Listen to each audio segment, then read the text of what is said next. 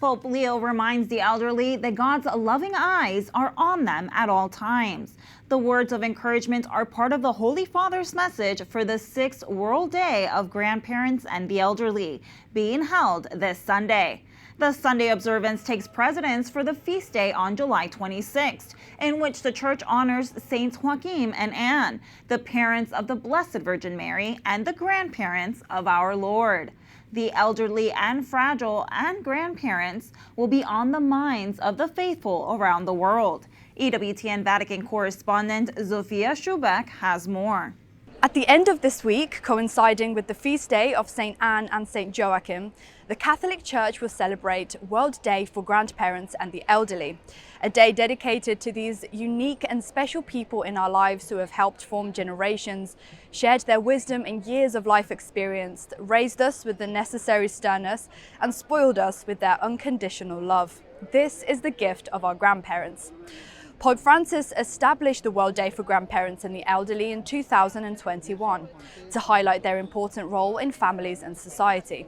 It also serves as a reminder that during a stage of life that can sometimes feel lonely and challenging, the Church remembers them, reaches out to them, and recognizes the role they continue to play in shaping the young people of today. Now this year, Pope Leo XIV has announced that the theme for the celebration will be "I will never forget you." In his address letter, he said that this Sunday is an opportunity to rediscover that the Church is called to be a mother to all, and that at any age it is always possible to recognize ourselves as sons and daughters of God.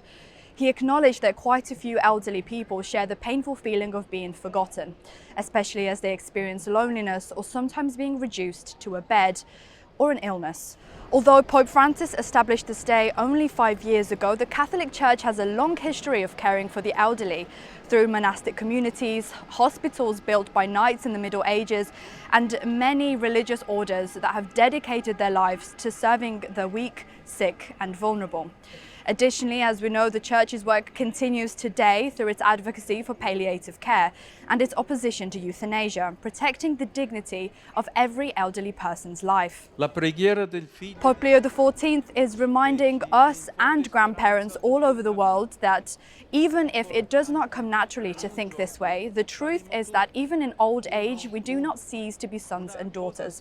Therefore, the invitation to return to the arms of God, whose love is both paternal and maternal, remains worthwhile at any age.